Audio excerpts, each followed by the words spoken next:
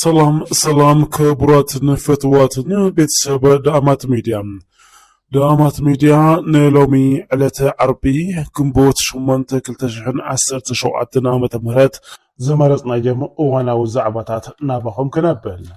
ክቡራት ቤተሰብ ዳኣማት ሚድያ እቲ ፈለማይ ዛዕባና ብዛዕባ ሰብ ሞያ ጥዕና ኢትዮጵያ ዝምልከት ሓበሬታ እዩ። ሰብ ሞያ ጥዕና ኢትዮጵያ ንመንግስቲ ኢትዮጵያ ናይ 72 ሰዓታት ዕድል ሂቦምዎ ኣለዉ።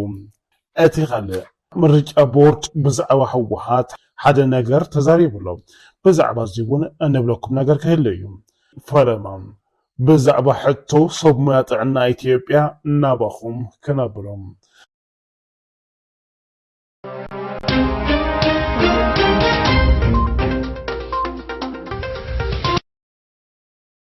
ሕቶ መሃያን ጥቕምታትን ዘልዕሉ ሰብ ሞያ ጥዕና ኢትዮጵያ መንግስቲ ንሕቶኦም ምላሽ እንተዘይሂቡ ሙሉእ ብሙሉእ ስራሕ ክሳዕ ምቁራፅ ዝበፅሕ ኣድማ ክገብሩ ምዃኖም ይገልጹ ኣለዉ። እቶም ሰብ ሞያ ሕቶታቶም ናብ መንግስቲ ከም ዘቕረቡ ብምግላጽ ኣብ ውሽጢ 30 መዓልታት መልሲ ክወሃቦም ናይ ግዜ ገደብ ካብ ዝህቡ ሰሙናት ኣሕሊፎም እዮም። እቶም ሰብ ሞያ ጥዕና ክንነብር ኣይከኣልናን ብምባል ብዝተፈላለየ መንገዲ ድምፆም ኣብ ምስማዕ ይርከቡ። ሚኒስትሪ ጥዕና ብወገኑ እቲ ዝግበር ዘሎ ኣድማታት ስዒቡ ኣብ ናይ ስራሕ ቦትኦም ዘይተረኸቡ ሰብ ሞያ ምህላዎም ኣረጋጊጹሎም። መንግስቲ ነቶም ዝቐርቡ ዘለዉ ጠለባት ብመጽናዕቲ ዝተደገፈ መፍትሒ ንምሃብ ይሰርሕ ከም ዘሎ እቲ ሚኒስትሪ ትማሊ ኣብ ዘውፅኦ መግለፂ ጠቒሱሎም። ነዚ ንጎኒ ብምግዳፍ ኣብ ስራሕ ቦትኦም ኣብ ልዕሊ ዘይተረኸቡ ሰብ ሞያ ኣብ ውሽጢ ጥዕና ትካል ኮነ ወፃእ ናዕቢ ንዝፈጥሩ ግን ሕጋዊ ስጉምቲ ክወስድ እየ ክብል ኣጠንቂቑሎም። ኣብ ዝሓለፉ መዓልትታት ኣስታት 15 ሰብ ሞያ ጥዕና ከም ዝተኣሰሩ ኣተሓባበርቲ እቲ ጎስጓስ ገሊፆም። ደሞዝን ካልእ ጥቕማጥቕምን ከምኡ እውን ብሓፈሻ ስርዓት ጥዕና ሃገር ንኽመሓየሽ ሕቶ ዘቕረቡ ሰብ ሞያ ጥዕና መራሕቲ ጎስጓስ ብዝብል ኣብ መላእ እታ ሃገር ይእሰሩን ልዑል ጥቕጢ ይበፅሖምን ከም ዘሎ ሽሙ ከይጥቀስ ዝሓተተ ኣተሓባባሪ ተዛሪቦሎም። ኣብ ዝሓለፈ ሰሙን ፕረዚደንት ማሕበር ሰብ ሞያ ጥዕና ኢትዮጵያ ዝርከቦም ብርክት ዝበሉ ሰብ ሞያ ኣብ ቀይዲ ኣትዮም እዮም። እቶም ዝእሰሩ ዘለዉ ሰብ ሞያ ኣብ ኣዲስ ኣበባን ካልኦት ክፋላት እታ ሃገርን ኣብ ክፍሊ ህፁፅ ረድኤት ከይተረፈ ኣገልግሎት ዝህቡ ዝነበሩ ጋውን ዝተኸደኑ ሰብ ሞያ ምዃኖም እቲ ኣተሓባባሪ ገሊጹሎም። ሰብ ሞያ ሆስፒታላት ጥቁር ኣንበሳን ጳውሎስን፣ ሓኻይም ፈለገ ህይወት፣ ሆስፒታል ዩኒቨርሲቲ ሃዋሳ፣ ሆስፒታል ለኩ ማለት እውን ክልል ሲዳማ፣ ዩኒቨርሲቲ ጎንደር፣ ኣዲስ ዓለምን ንፋስ ማውጫን ከም ዝተኣሰሩ ሓቢሩሎም። ኣብዚ ሰሙን ብረቡዕ ሓኻይም ሆስፒታል ጳውሎስ ዶክተር ሳዶር በረኸትን ዶክተር ኢፋ ኣዱኛን ካብ መሕደሪ ቦትኦም ናብ ሆስፒታል ኣብ ዝኣትውሉ ብፖሊስ ከም ዝተወሰዱ መሰኻኽር ዓይንን ኣተሓባበርትን ንቢቢሲ ተዛሪቦም እዮም።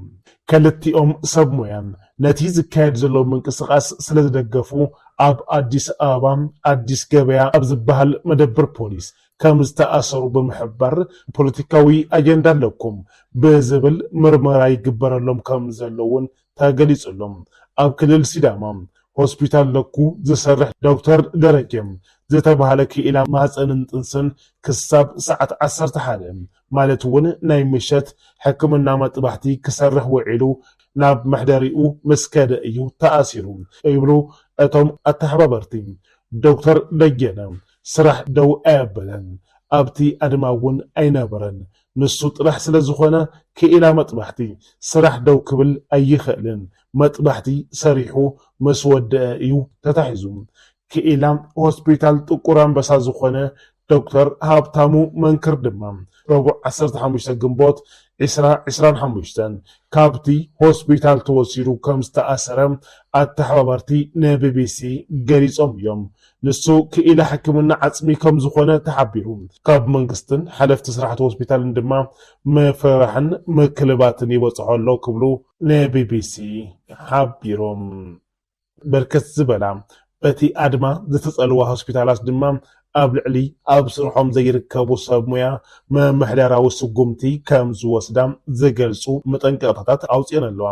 ማእኸላት ስልጠና ዝኾና ሆስፒታላት ድማ ናብ ስራሕ ዘይመጹ ሰባት ካብ ዝተዋህቦም መንበር ገዛ ክወፁ ኣተሓሳሲበን።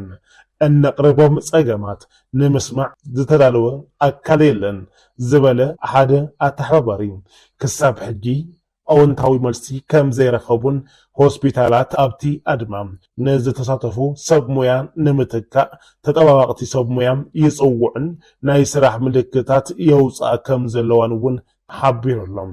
ኣብ ሆስፒታላት ምፍርራሕ ደብዳቤ ምጽሓፍ ብወታደራት ክኽበባ ምግባር ይቕጽለሎም። ትማሊ ናብ ሆስፒታል ጥቁር ኣንበሳን ጳውሎስን ከይደ ነይሮም ብፖሊስ ተኸቢቦም እዮም ዘለው ይብል። ኣብ ዝሓለፈ ሰኒ ኣብ ሃገራዊ ቴሌቪዥን ዝቐረበት ሚኒስትር ጥዕና ዶክተር መቅደስ ዳባ መንግስቲ ሕቶ ሰብ ሞያ ሕክምና ንምምላስ ይሰርሕ እዩ ዘሎ ክትብል ገሊጻላ። ኣብዚ እዋን ገለ ክፍልታት ሕክምና ብሰንኪ እቲ ዝበጽሕ ዘሎ ጸቕጢ ኣገልግሎት መሃብ ደው ከም ዘበሉ ኣተሓባበርቲ ይገልጹ። ኣብዚ እዋን ገለ ክፍልታት ሕክምና ብሰንኪ እቲ ዝበጽሕ ዘሎ ጸቕጢ ኣገልግሎት መሃብ ደው ከም ዘበሉ ኣተሓባበርቲ ይገልጹ። ካልእ ኣተሓባባሪ ብወገኑ እቲ ጉዳይ ክኸርርዮም ዝገብርዎ ዘለዉ ኣብ መንጎ ህዝቢ ክጉዳእ እዩ ብምባል መንግስቲ ዝወስዶ ዘሎ ስጉምቲ ዓብዪ ጌጋ እዩ ብምባል ነቒፉሎም። እቶም ኣብ ቀይዲ ዝኣተዉ ሰብ ሞያ እንተዘይተፈቲሖም ድማ ካብ ሎሚ ዓርቢ ጀሚሩ ሙሉእ ብሙሉእ ኣድማ ከም ዝግበር ኣጠንቂቁሎም። ብሰንኪ ናይ ስራሕ ኣድማ ተገልገልቲ ምትእግጓል የጋጥሞም ከም ዘሎም ዝኣመኑ እቶም ኣተሓባበርቲ ኮፍ ኢሎም ሪጋ ይጽበዩ ኣለዉ። እቲ በዓል ሞያ ግን የለን ብምባል ናይዚ ሓላፍነት ዝወስድ ድማ መንግስቲ እዩ ኢሎም ኣለዉ።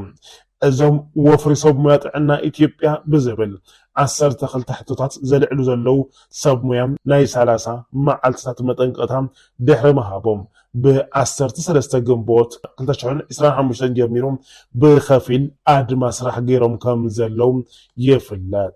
ሕክምና ኣድማ ስራሕ ደው ምባል ካብ መንጎ ዘይግበረሎም ዓውድታት ኮይኑ እቶም ሰብ ሞያ ሕቶኦም ኣብ ስራሕ ቦታ ተረኺቦም ከቕርቡ ትጽቢት ይግበር። ስለዝኾነ ድማ እቶም ሰብ ሞያ ናብ ናይ ስራሕ ቦታኦም ክምለሱ ጻውዒት ቀሪቦሎም። እንተኾነ ግን ሰብ ሞያ ጥዕና ኢትዮጵያ ንመንግስቲ ኢትዮጵያ ናይ 30 መዓልቲ ሂቦምዎ ዝነበሩ መዓልትታት ስለ ዝተወድአ ናይ 72 ሰዓት መጠንቀቕታ ሂቦምዎ ኣለዉ።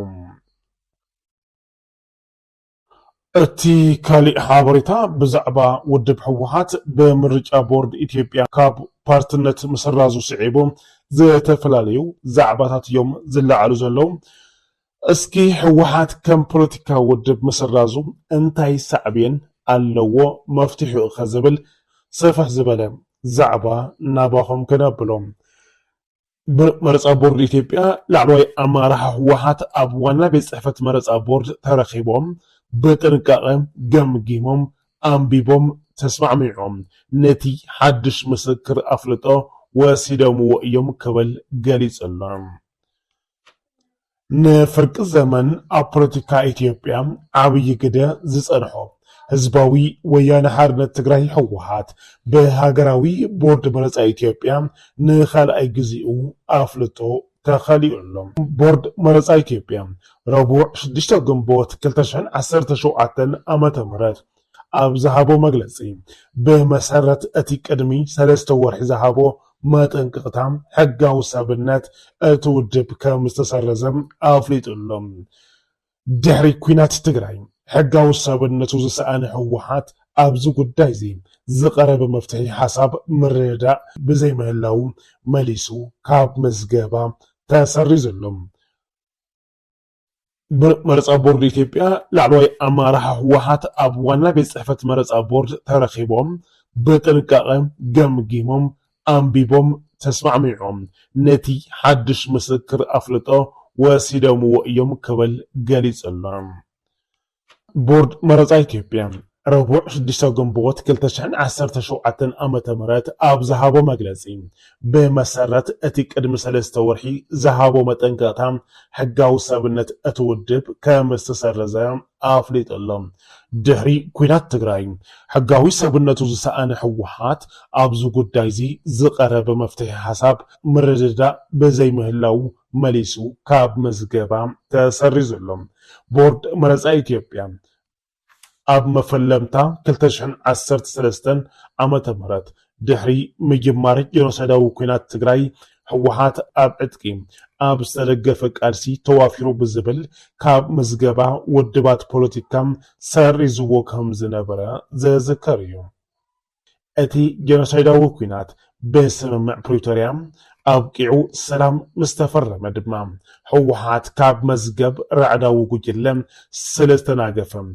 اتودب حقاو سابنتو كملسلو حاتيت يوم بورد مرز اب وغنو زتسرز سلفي مريسكا نممزغاب زخل حقاو معرف كم زي اللي بمتقاس نحط حوحات نصيقو خمز نبرم زذكر يوم دحري برزح كتع منقست فيدرال ناتي حقي بممحياش حوحات اب تحتي فلي كونيتات كمزغب فقاد هيبوم أنت قنا إذا مراتي بحوحات تقبلنت أرخبا أتودب بفلي كنتات كمزقب كم زيدالي أو كندو أغن أتقدم حزي زنابرو نبار حقا وفلتهم قاليز اللهم أزي مسيح حبزي أنها اللوة بورد مرسام نحوحات بفلي كنتات كم زمزقب بمقلاس باتي زصدقه حدش اواجي مسرت ناي مزغبا ورقت مهابو زفلت يوم انت خونا جن اما راح حوحات ازي حدش مزغبا سيرتيفيكيت كم زي يقبلون حتى كملسلومن تدغغامي ان حاتتو يوم مسيوم اتي نحوحات زتوابن حقا وفلطو جن أكتعي كوينو صنيح يوم حوحات نبورد مرصا زقربو حتم ناتي زنبرو حقاو سبنت ناب نبر كملس مخانو بمقلاس ناتي كم بحدش توهابو أفلطو كم زي يقبلو بترقاقامي قريص يوم بورد مرصا أبزوزو مقلسين حوحات دحري ممحياش اتي اواج زقربو حتم كابتي زحالفة زتفلي مخانو أفليتم مقلسي اتي بورد اتي ابتي اواج استقبر ممحياش بحقي اب تحتي فولي كونتات كان بوليتيكاو سلفي نيم مزقاب كقرب زتقلبوم زرزر سندات زتقالليو يبل بورد مرزام لعلوت امر راح حوحات ابغانا بيت صحفت اتي بورد ترخيبهم بتنققه قمقيمم انبيبم تسمع معهم نتي مسكر ورقة دابن فريمم يمكبل أفريط اللهم بورد مرزا نزي أفريط صحابة دمام حوحات بمسارت أتي أواج أب تحساس حافشاو قبائم كايت أتحساس يبوم أب لكاتيت أتي ممرحي كم زي تتكبر بمتكاس حافشاو قبائن مكاد زخلو مسناد أوكسرح كم زلو نايمت انقطع دبداب بهبو نسلست أوارح كاب سراح أجدوهم هاجراو بورد مرزا إثيوبيا أتودب حقاو قديتو كفصم بزي مخالوم كاب حمشت جنبوت كلتشهن 17 عامة مرات جميروم كاب بوليتيكاو سلفي كم استسرزم أفليتو مسراز ناي مودعتا وسانه أيكونن جن تبايلو لهم بزخونه كبرات بيت سبدامات ميديا قداي ناي حوحات أفليتو زملكت مس حالواتن دحنتن حزب تግራይ ዝተሓዝ ጉዳይ ስለ ዝኾነ ኩላትና ነዚ ናይ ምርጫ ቦርድ ውሳነ ከነቃወሞ ከም ዝግበአና እዩ ንዓና ዝስምዓና ንስኻትኩም ብወገንኩም ኣብዚ ዘለኩም ርእቶ ኣብዚ ዘለኩም ሓሳብ ኣፍቲ ናይ ርእቶም ውሃብ ክትገድፉልና ንሓትት ዝኸበርኩም ቤተሰብ ዳኣማት ሚድያ ከምኡ ድማ ንመደባትና ላይክ ክትገብሩልና ምክንያቱ ላይክ ምንም ትኸፍልዎ ነገር የለን لايك ስለዝገበርኩም ዝኸፈል ነገር የለን ንዓና መብረታታዕ ስለዝኾነ لايك ክትገብርዎ ነቲ ቪድዮ ብላይክ ክትጅምርዎ እዛ ቪድዮ እዚኣ ክትሪእዋ ከለኹም بلايك كتجمروا بزقاد أمزي كن حتى تندلي كم أول نزي كانل حدش زخونكم فتوات كبرات نكانلنا سابسكرايب كتقابروا نسوع بقات سالي بخلي حابري تسكعنا الرخب سلام انتعنا نعخم تمنينا سلام